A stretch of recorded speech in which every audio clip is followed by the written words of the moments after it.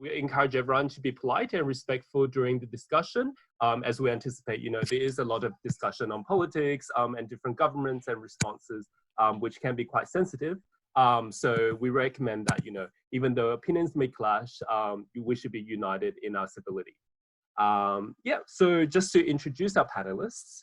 To start off with, we have Professor Jiang Golley, who is the director of the ANU Center of China in the World. We also have Jiang, who is the director of China Policy Center, as well as an editor for China Story blog. And Jiang is also a researcher at the ANU. So to start off with, Jane, so why don't you give us a little bit of an introduction about what's happening in China with regards to the economic situation and what's happening with the outbreak, as well as you wrote an article, obviously, about the whole topic and what that article was really about. Sure, Bobby, thanks. And thanks to everyone who's joining them. I'm sorry that you can see me and hear me, but I can't see and hear you. It would be nice to be in a room with you all, but that's not the way things go. I am going to pay my respects to the traditional owners of the land that I'm sitting on here in Braddon. That's the Ngunnawal people, and I think it's always important to recognise, even when we're in a virtual space, that this was and always will be Aboriginal land. And we've got a long way to go in recognising that properly in this country. Gosh, where to start? I'm just going to put the numbers out that I've just checked today about how serious the COVID crisis is, and I'm not going to bombard you with lots of numbers. You're probably all keeping up really well, but according to the Worldometer, there are 2.6 million cases as of today. There are 820,000 in the United States and just 82,000 in China. So I think one of the really big issues that I grapple with, and I'm going to be pretty honest here, is how much focus we have in the Australian press on what China's getting wrong. And it's not that they're perfect, but we have a lot less to say about where the US has been making, I think, some really massive errors, and I'd like to see more balance in that equation. I am an economist, and I think, and I guess I'm most comfortable talking about the economic issues, but what I know nowadays is that I very rarely talk about economics without geopolitics coming into the picture, and I'm, again, really interested in that and happy to take questions on the much bigger things that go beyond the Chinese economy. But that's what I've spent 25 years working on, trying to understand. It's a long process. I'm never going to get there. But I certainly try and base my thinking on facts and not on sort of ideological bias. And I guess that's one of the things that's led me to the article that I wrote and that provided some of the background blurb for this webinar about this question of Australia's dependency on China, or what some people describe as a problem. Chris Ullman, as I put in the article, said in March that 2/3 of the world's economy, and I'm quoting here, that's why I'm looking down, but now put China as one of their top 3 trading partners. That's a real problem for us. When we're so dependent on this single economy, and when China sneezes, we catch a cold. Now, pretty clearly, we've caught a pretty bad cold from China, that started in China at the moment. There's no denying that. But the point that I like to make as an economist, and what I do make in that article, is that I don't really see this dependency necessarily as a problem. In fact, it could really be our biggest advantage. And I tend to rely on numbers to help me support those facts. And I dug around to find the numbers as I was writing this blog piece, and they really did speak to themselves. And again, I don't want to bombard you with too many, but I went to the World Bank's forecasts that have just been published on the 29th of March, actually, for this year. And China's, the best case scenario was taken down to 2.3%, of course, much lower than the Chinese government's target of 5.6%. And I don't think they're going to reach that, but I think they're going to do lots to bring it up above 2.3%. And we can talk more about how they might do that. But that was contrasting with, say, India, who before COVID-19, they had a 6.1% growth rate, 6% in January, a forecast by Goldman Sachs that was then reduced to 1.6%. So we're often hearing in the press that we need to diversify away from China. India is often put forward as the best alternative to this. It's where we can go, you know, to diversify our export, to diversify our student numbers. I wonder if there are any Indian students listening today, and I'd love to hear from them if they are, but I'd be imagining that, you know, most of the listeners, or maybe some half, are Chinese students, and it's great to see you here. Just as a quick aside there, I will also say that it is my job to be critical. That's what academics do. I can criticise the Chinese government's actions, although I don't always. I criticise my own government's decisions on a lot of things. If you wanted to spend the full hour criticising Donald Trump, then I'd be in really comfortable territory. So feel free to fire away on that. But also, as Bobby said, please respect, or I hope that you can respect that I'm coming from a position of respect and doing my best to understand a really complex situation without knowing what the future should hold. Right, I've digressed and I don't want to take up too much more time. I think I was asked to talk about what's happened to the Chinese economy since the shutdown. And as some of you have probably experienced that far more directly than I have, in terms of the numbers, you know, we know that there's been a big drop in GDP in the first quarter, 6.8%, massive declines in retail sales and industrial output, unemployment's on the rise. The numbers are probably worse than the official numbers, and I say that again with respect. I mean, Premier Li Keqiang famously said a decade ago now that official numbers in China were to be taken for reference only. So they're really hard things to measure, and there might be reasons why they're not accurate. But I think it is accurate to say that China's done an incredible job of following the lockdown, of reducing the infection rates, and that business is starting to return to some kind of normality there. And again, that feeds into the key point of my article, that whilst China's growth rates are low, they're probably going to be higher this year than just about any other economy in the world, including ours, the United States, the Europeans just being decimated with recessions on the way. And so by having strong trading links with China, we've got the best chance of getting out of this mess. It is certainly not the time, if you ask me, to walk away from not only where the money lies, but where so many of the opportunities lie. And I've always been a huge supporter of our engagement with China for that reason, not just as an economist, but because of all the other wonderful things that come from collaborating and learning from really different cultures and places. So look, Bobby, that's probably more than enough. I've got loads more to talk about. I'm looking to see if there are questions coming, but I'll pass over to Yun to give a few opening remarks and we can take it from there. Thanks, Jiang. I will just speak briefly about some issues that has come out of this COVID crisis. I'll speak them briefly because if you want to hear a bit more, I'm sure you can ask questions about those issues. So first thing I want to talk about is the narrative and propaganda war that is happening right now on the COVID.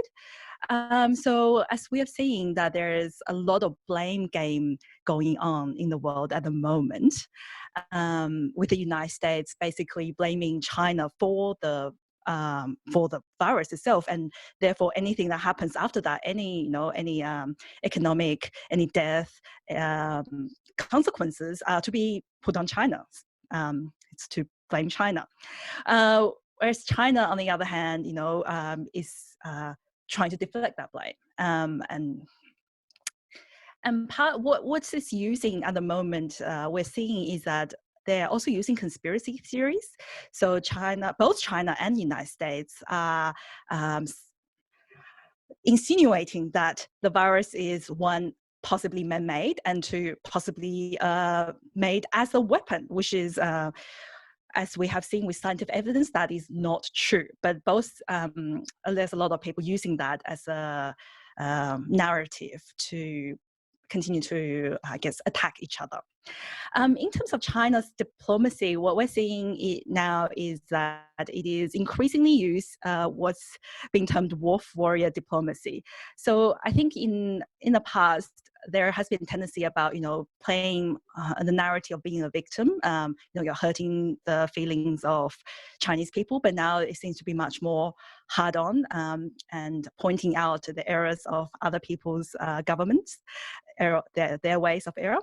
So now there's a more assertive diplomacy coming out of the system, and there are a few reasons for that as well, and we can go through that later.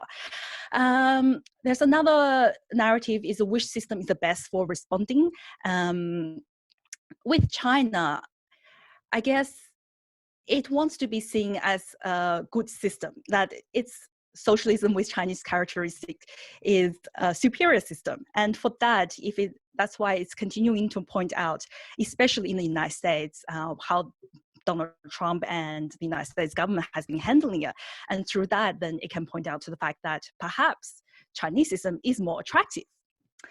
But with all this blame game and the narrative war and propaganda war, what's happening is that it is undermining global cooperation. And we're seeing that at first with G7, when Pompeo was insisting that the virus be called the Chinese virus, and therefore, and as a consequence, the G7 did not produce a statement on this. And the second one is its withdrawal of funding from the World Health Organization. So that is a narrative and propaganda war aspect. And another one is supply chain concerns. There's a renewed call for decoupling from this COVID crisis. There's been some sensational media coverage about medical supplies being sent to China from Chinese companies. Of course, at that time, the cases outside China was still very low, so it's understandable that people were sending medical supplies to China. But now it's being spun into somehow that, it's with some evil intentions and state-directed. Linking both is mask diplomacy. And so what China has been doing is sending out medical teams and as well as medical supplies as a propaganda tool, kind of a propaganda way to different countries around the world.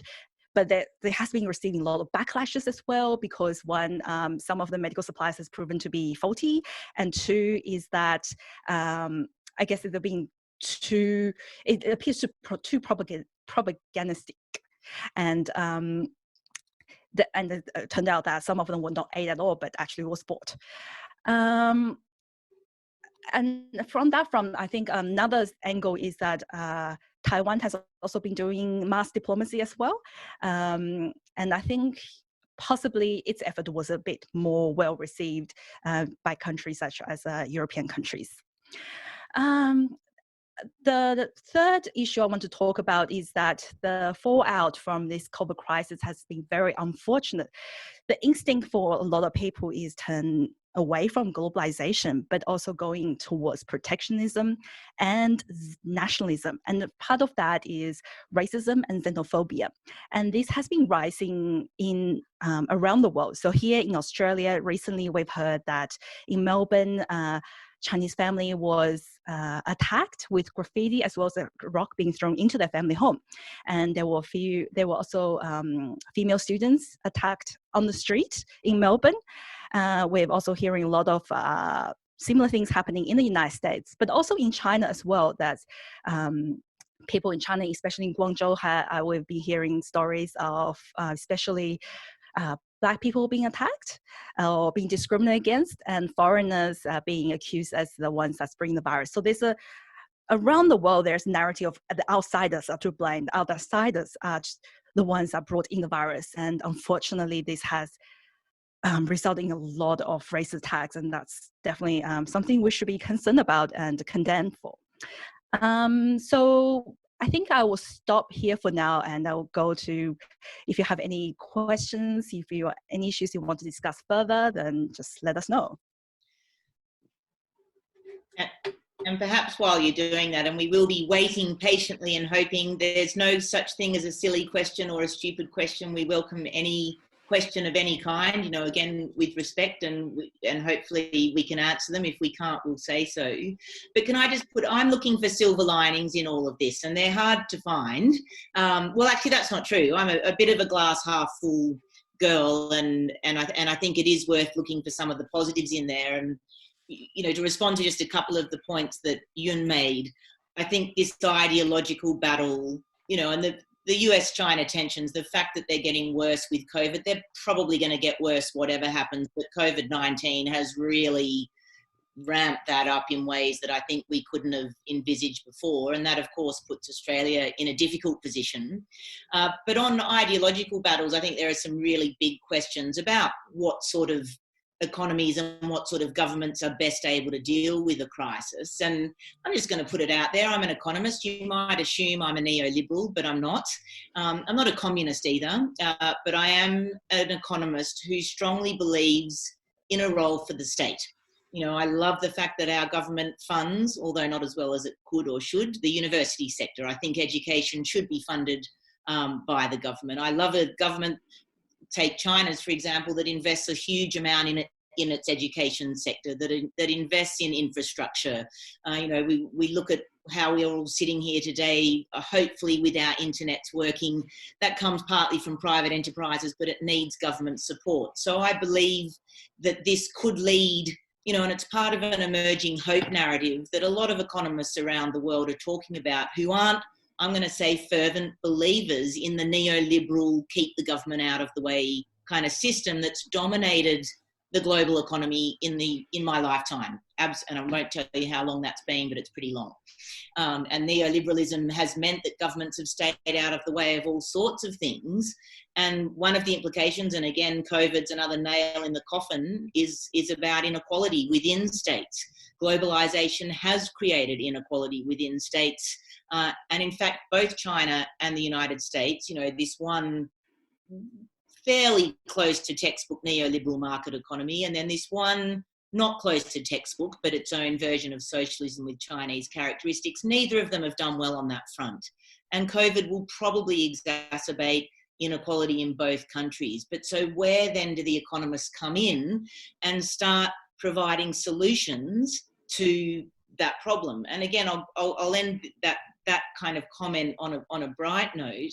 The fact that our government has doubled New Start, you know, since COVID-19 began, I'm just stunned by that. I mean, their budget deficit's going to be huge, and I think good, because if you ever needed if there was ever a time to have a budget deficit, if there was ever a time to acknowledge that millions of Australians have been living below the poverty line because of a lack of government support, then thank you, COVID, for bringing that, you know, to the foreground and giving them a chance. I mean, they've said that's only temporary, but maybe we learn from China about some ways of using the state to restart growth. Maybe we all work together towards having these, you know, to use Chinese language, more harmonious and balanced systems. And that can happen and should happen in Australia as well as it should happen in the US and in China as well.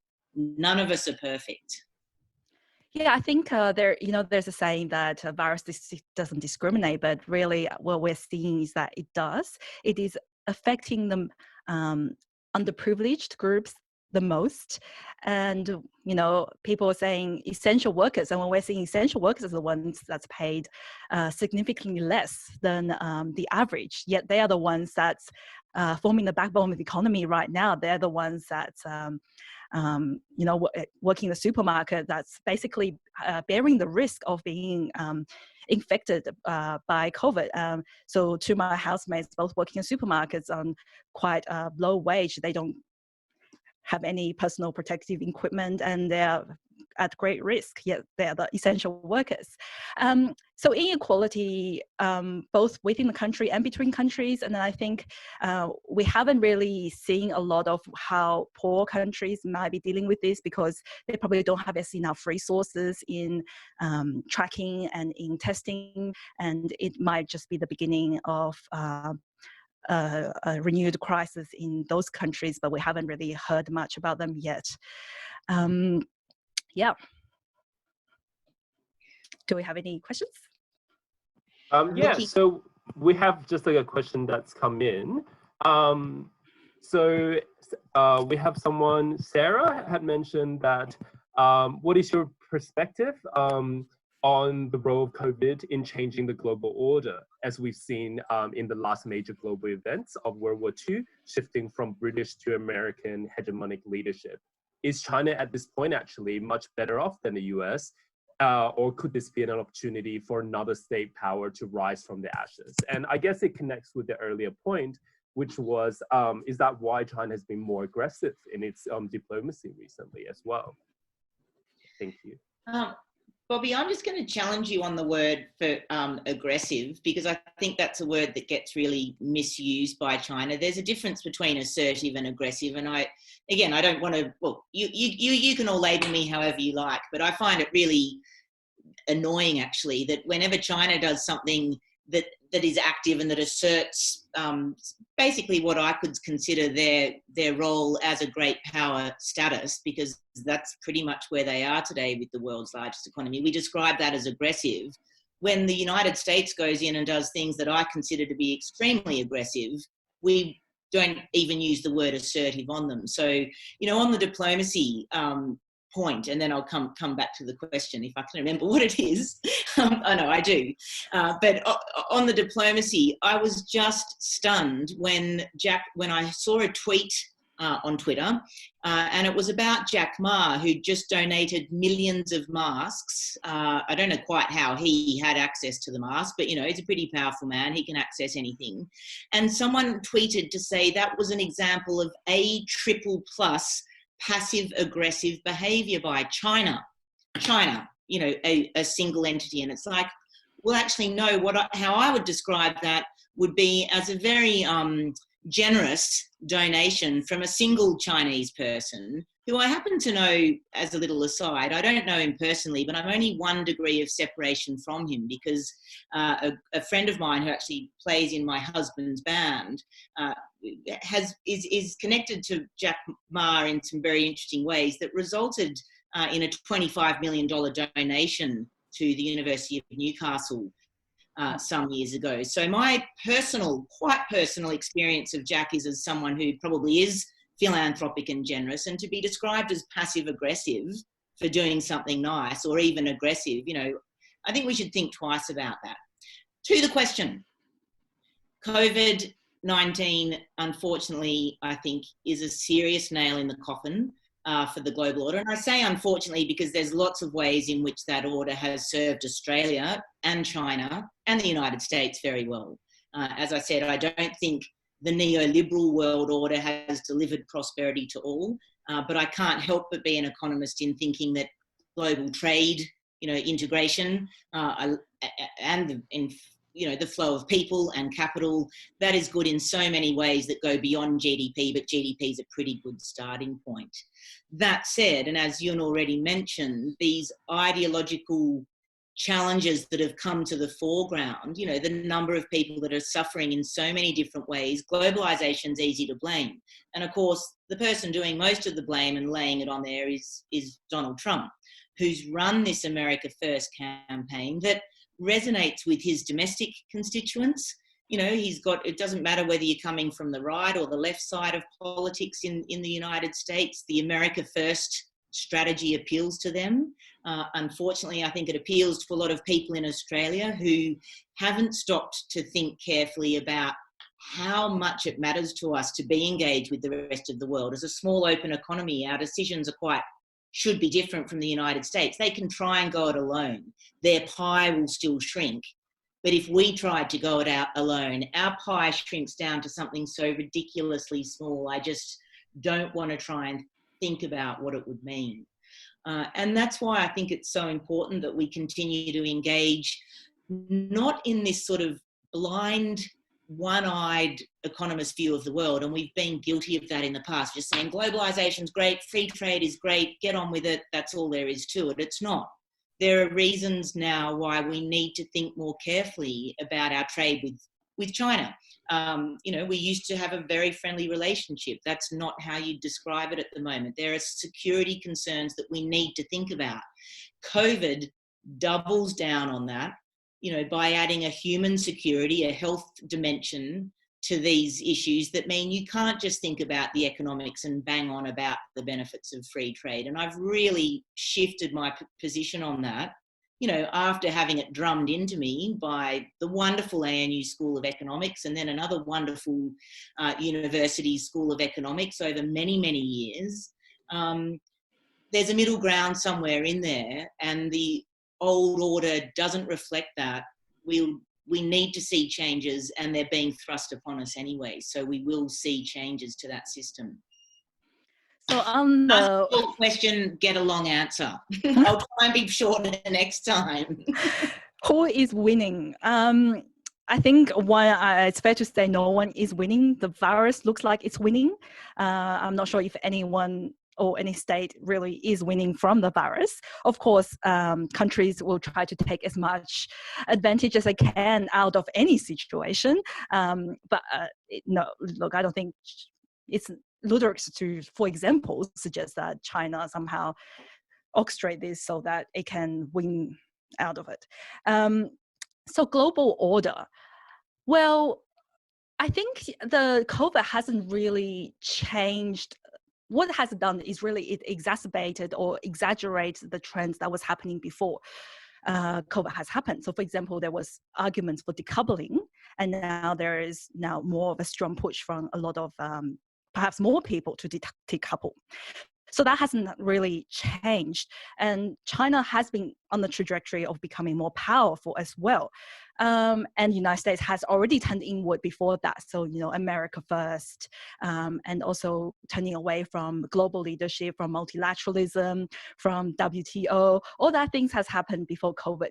So I don't think COVID has really changed anything, but maybe it has quickened the development that has occurred before. Look, I can see another question here about why we talk so much about our over-dependency or our dependency on China, and we've never focused that question on the United States or on the UK in the past. And I think it's a great question that really taps very deeply into Australia's sense of national identity. And I think we've got some pretty significant problems there to deal with. And it started with my acknowledgement of country at the beginning. I don't want to become, be too political as we discuss this, although what becomes obvious, I'm sure, when you talk to me or anyone else, we're all political beings, and I do have my, own views about what kind of world we'd like to live in. I think the big challenge with China, there are two things. One is that they are so big as a population, 1.4 billion, the biggest in the world. As an economy, that makes them the second. And I think very soon, with the demise of the American economy, and even just this year alone, China will be the world's largest economy. And then on top of that, it's an economy, and it comes back to this ideology that is commanded by a one-party state, and that has written into its constitution socialism with Chinese characteristics. And for those of you listening who weren't born in the 1970s or earlier, socialism hasn't always been a dirty word in this country, but it is largely treated as one today. And we've got a long history of campaigning, going back well into the Second World War and throughout the Cold War, of a very strong anti-communist strain that, I'll use the word again, that socialism is somehow a dirty word. So much so that I have to be careful, and I'm not being careful today because I want to have a free conversation. I can call myself a socialist, and I can then think about what that means. And I am actually proud to be a socialist of the kind. I'm the sort of socialist that believes in a role for government and that believes in something more egalitarian than the textbook capitalist system delivers us. But that makes me not quite right in the middle of centre, and certainly not aligning, with the government of the day. But I think really those uncertainties and the anxiety that Australians have about, and when I say Australians, there is a little bit of a white Australians implicit in that, that really come down to questions of just not fully being comfortable with the multicultural society that I personally adore. That's what makes me proud to be Australian. And so when I see, for example, Chinese Australians being targeted because of a disease that came into being in the country that they were born in, we want some more internationalist thinking here. And that's the other angle that I always bring into my thinking, is that I don't think in terms solely of Australia's national interest when I'm trying to understand these questions. I'm an internationalist, and I think we're all human beings, and that gets lost in the mix of all this carry on about how we've got this huge China problem. It's a real shame. So as a former public servant, I am in the habit of thinking from the national interest myself. But of course, our national interest is to be in a globalized world, to be fully to take advantage of globalization. That is in our national interest. So go back to the dependency problem. I think you're quite right in that there is a kind of uncomfort with China amongst the population. For example, in terms of investment, we know that China is only the sixth biggest investor in Australia, after countries like Belgium. Yet, there's a lot of narrative, a lot of media about the Chinese people buying up houses and farms, even though I'm sure half of them are Chinese Australians. So there is that kind of angle. On dependency, though, for example, with dependency, I think there is more to be said about that. It's not just about economics. It is there are some national security concerns about dependency, and we should, of course, acknowledge that is the case and look at what are those concerns and how we can mitigate that if there are concerns. So it's not just a purely economic story. It's more of a geo-economic story, as we can put it. Okay, great. So we actually have a question from Callum, who's going to ask you directly. So great. Yeah. Hi, Callum. Hello, can you hear me? Yes. So thanks for this. So I guess something that seems important in bringing all these things together is how the Australian media and Australian politics talks about these issues. And I guess lately there have been some concerning signs. And I guess two instances. One is that there's kind of a case at UQ of the university taking disciplinary action against a student leader. And I have a lot of friends at UQ, and it is a very complex situation. But the way that was picked up by Brisbane media and Australian media, and then like The Guardian and Washington Post, has kind of quite neatly slotted that into the China narrative with no sort of critical engagement with the case to say that it may be to do with China influence, it may be to do with many other things. And I guess at the worst end of the spectrum, The Australian has been publishing a number of articles kind of propagating the conspiracy about coronavirus as a biological weapon. And so I guess the question is, do you think the Australian media and Australian politics has the capacity to actually talk about these issues in a mature enough way and in a way that won't propagate racism and misunderstanding? Oh, Callum, what a great question. Yun, do you mind if I take off first on this? Partly because, Callum, I don't know if you've seen my book, and this is some shameless self-promotion, but not my book. I'm one of the editors, and my chapter this year, it's just been launched last week. You can listen to me talking more about education, and also I've written a chapter in here. It's free to download online, because you've asked such a great question. Maybe you'd like me to send you a hard copy. I feel deeply, including today, my heart rate was up over seeing the headlines. I refuse to buy The Australian. I can't bear to look at it, but the newspapers across the country, the narrative that they are running, and that's how I would put it, it frightens me. There is just no nuance in it. And I gave a 1-hour webinar yesterday for CEDA, the Committee for Economic Development Australia. There were about 600 business people tuned in. We talked about all sorts of positives, to do with Chinese engagement, and none of it's reported in the press. They took one snippet today and used it in the article where I think the Treasurer has criticised China for criticising Dutton for being a voice piece of the Americans. So I think the state of the media in this country is atrocious. There are a lot of fantastic journalists and there's a lot of good coverage, but in general, I think we've got a serious, serious problem. And the point that I make about The Australian is that I think it's a worse propaganda piece than the China Daily by a long shot. But on education, I mean, again, I'm trying to write a blog at the moment about this question, and it builds on my China Story yearbook chapter where we open with the protests. And a couple of people on Twitter got wind of that and started coming in quite aggressively at me, very rude language, just saying, how dare you not recognise that those Chinese people were being really rude, and this is about Hong Kong sovereignty, and, really harsh language, vomit emojis, like just awful. I don't respond to them. but you get a sense of this really polarized debate where, again, I think people lose sight of the fact that these are all human beings. There are a lot of them young students. You know, I closed my yearbook chapter saying, whilst we sit here and talk about dependency and too many Chinese students or too much, you know, interference or whatever it might be, there are students who have dreamed of coming here, and I'm so glad that they're here to learn from us. And, you know, even if some of them go out and protest, that's actually part of what a soft power push is in education, why we've welcomed people from all countries into Australia, is that by learning about the way we talk about things, the fact that I can sit here today and criticise Scott Morrison, don't get me started, but, you know, there's plenty that we can share and learn, and that all gets buried into this kind of racist, you know, attacks that really play out in such an ugly way in the media, and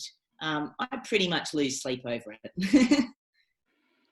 Yeah, so I can remember one of the, in early days, one of the headline was China students go home, I think. It was on Daily Telegraph.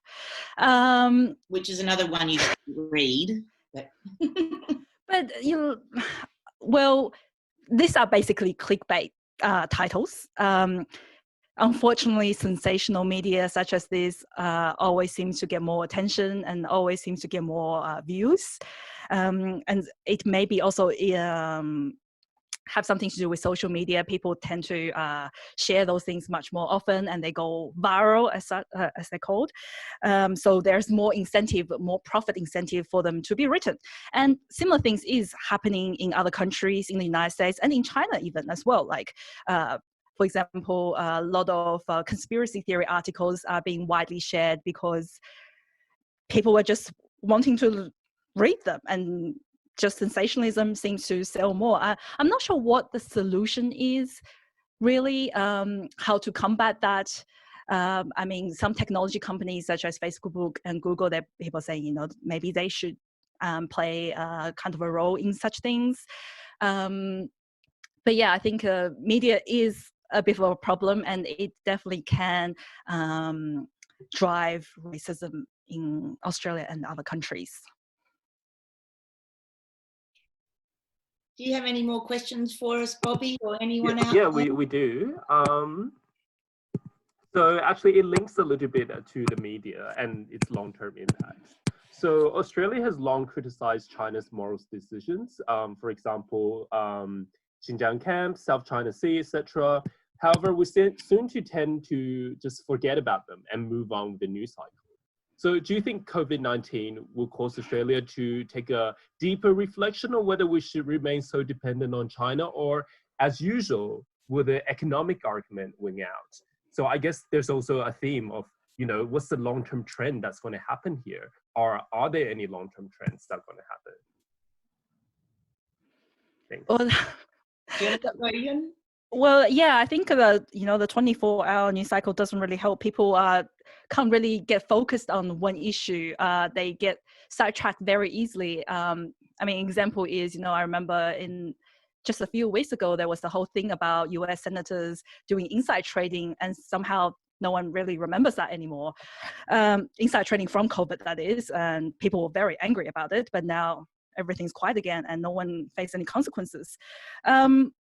I think COVID currently is, I guess people are having a deeper reflection about our engagement with China, but I'm not sure if in a really considered way. It seems to be there's a lot more talk about our relationship with China. There's not that much analysis and research and evidence to go with it. There's a lot of, pundits talking about things without much data to back it up. So I'm not sure if it is really helpful for public discourse, really. On the issue of Xinjiang and South China Sea, I guess with Xinjiang, yeah, there's still a section of community that's very, very, very much concerned about what's happening in Xinjiang, which is quite atrocious, of course. But human rights, again, is an area that people tend to not really engage in, and it appears that this is just another human rights issue, and people just very sadly forget about it.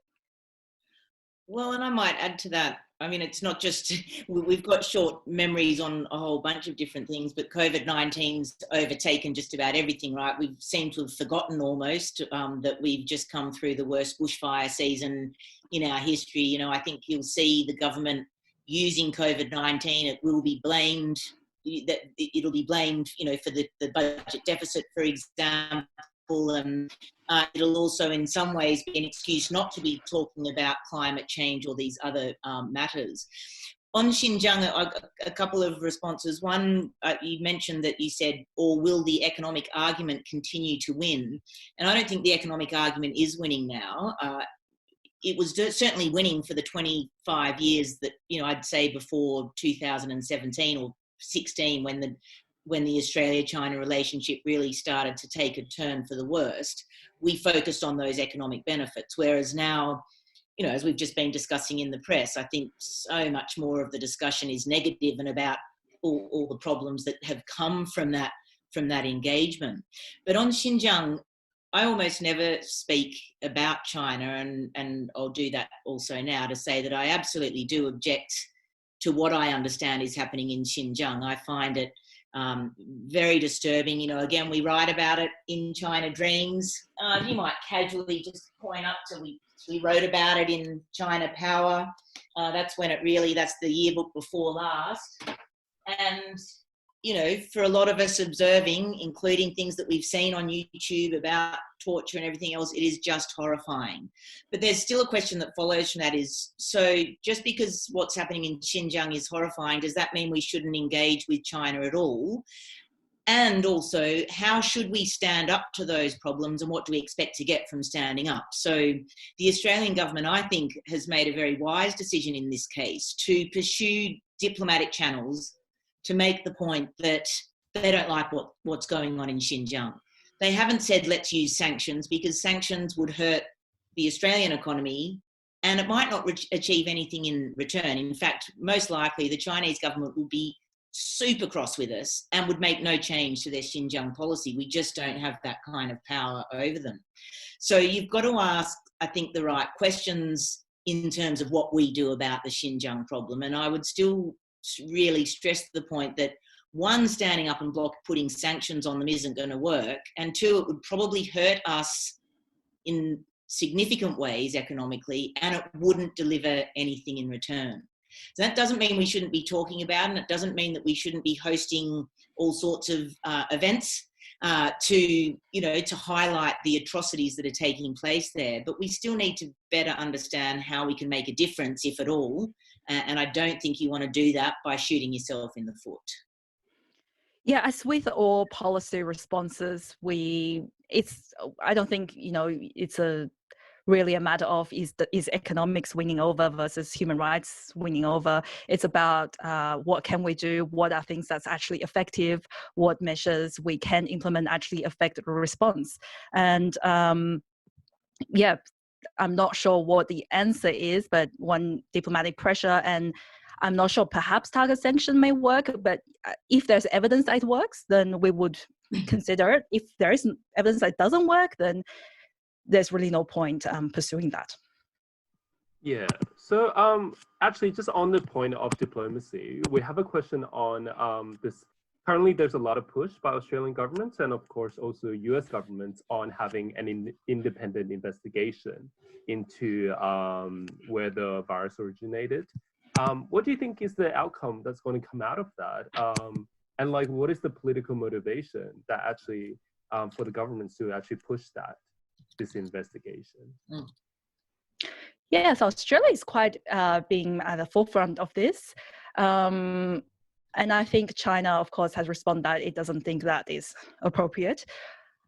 I think it might be a good idea if we can make this into a multilateral operation, that more countries are involved into investigating the origin of this outbreak. People want answers, and having an investigation would lead to more people having confidence in how to handle future outbreaks. So I think it is quite a useful thing to do. What China probably is concerned about is that it will just become a China bashing exercise. And I don't think that will be very helpful. So if we can somehow make this into a multilateral operation, a multilateral cooperation story, then I think that is quite a good thing to do. Yeah, and I think it's a real shame that it's folding in this way. That the Australians and the Americans are somehow on one side and China's on the other, of basically wanting to get to the truth about something. Like, it absolutely matters where the virus came from, whether it came from these wet markets or, I think far, far more unlikely whether it had something to do with the Wuhan lab. And you've got Trump tweeting what he knows to be almost certainly mistruths. You've got a whole bunch of these things, as Ewan said at the beginning, campaigns happening in China, both of them kind of conflicting the truth. And they're both countries where you can, in the media, propagate something that is clearly not a truth, and we should get to the bottom of it. I think the WHO is probably the best place that we can turn to for that. They haven't handled this all perfectly, if we can trust what we read in the press. But what supranational institution gets things right all the time on something of this scale?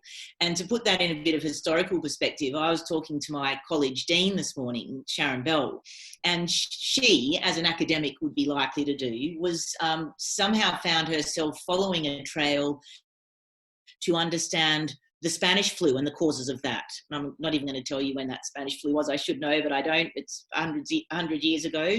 And apparently they still, to this day, there is an ongoing academic debate about where the Spanish flu originated. I don't even know if maybe it wasn't even a Spanish flu, but that it suited the powers at the time to point the finger at Spain, label it as a Spanish flu, and then forevermore we refer to it as the Spanish flu. In any case, the point is, I don't think we've gotten to the bottom, to the truth of that flu.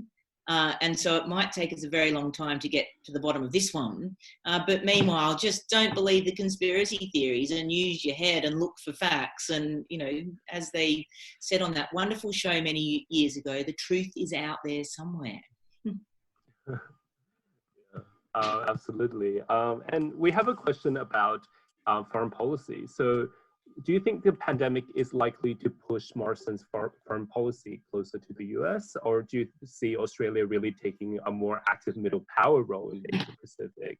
And I know that, we love to talk about Australia being that middle power, that mediator, which really has diluted a little bit in the recent years. What do you think Canberra should do? Should do or will do? Both, I guess. So I guess that makes it clear that I don't know that they're necessarily going to do what I think they should. The course seems to be set today. The US-China relationship will deteriorate. You don't want to be too short-termed in what you're looking at, but if you did look at the Australian news for the last 6 months, you would have to predict that the narrative here is that we're largely following the US, and that our relationship with China will continue to deteriorate politically. It doesn't mean that people won't continue to engage in a whole bunch of different ways, including with trade. It's not obvious that an awful political relationship necessarily means, the end of trading and relations and engagement, people to people. But it doesn't look good. And what I would like to see so much more is that Australia did have a more independent policy from the United States. And that's not to say that we then went and aligned with China and identified them as our best friend, which they once were in the region, let alone in the world. But how about, again, recognising that our choices need to differ from the United States because we're a different place? And I'll come back to my original point about dependency there, that if the US chooses an America First policy and shuts China out, they can survive. They'll suffer, but they can survive. If we choose to shut China out, our economy will be decimated. And I'm not an economist that only cares about GDP, but a decimated economy means, just take the university sector. The news this week is that with the COVID shock, and it basically translates into with the 100,000 odd Chinese students that aren't currently in the country because of COVID, we are expecting 21,000 job losses in the university sector, with a revenue hit this is in the next 6 months, not in the long term, just in the next 6 months, a revenue hit between $3 and $4.6 billion. That's what Universities Australia has estimated. So if you don't care about 21,000 jobs and the rest, and if you want a much smaller university sector that is starved of funds, well, again, that's a choice, and you can, and the country and the government may choose to take us there, but boy, does it not seem like the right idea to me. And I don't think they will. They've offered some support, but again, on the university sector, the most upsetting news that I've come across the last week is about the government's funding for the university sector, and they've given $18 billion to domestic students. I've got the notes here somewhere, but basically they've said we are unashamedly supporting domestic students through this. And the NTEU, our union, has described that as shameful. How can we not also be providing support for the 250,000 odd Chinese? And then on top of that, I haven't got the total numbers, something like 500,000 foreign students currently here. We don't want them all to go home. If we lose that many people, it's terrible for our universities. It's terrible for our communities. And I'm starting to rant. I'm pretty upset about that one. Well, it is terrible for the fact that they are people and they need to live here, and we don't want them to live in poverty, really. They're just, being good humans, really. I agree with Jane. I don't think... I have a view of what Australia should do. I don't think the government will do what I think it should do either. Yes, from what it seems like is that Australia seems to be more in line with the United States thinking in terms of foreign policy at the moment, at least with this government. I'm not sure if there's a change of government, what will happen, but with this government, it seems to be the trend that is going. And if we were to pursue a middle power road, then we would have to work with a lot of other countries around the world. And I don't think we're really doing that. I think we are also a bit more inward looking, and we're not really thinking about how to cooperating with other countries in shaping the international order, in shaping the international agenda. And those are things I think we should be doing.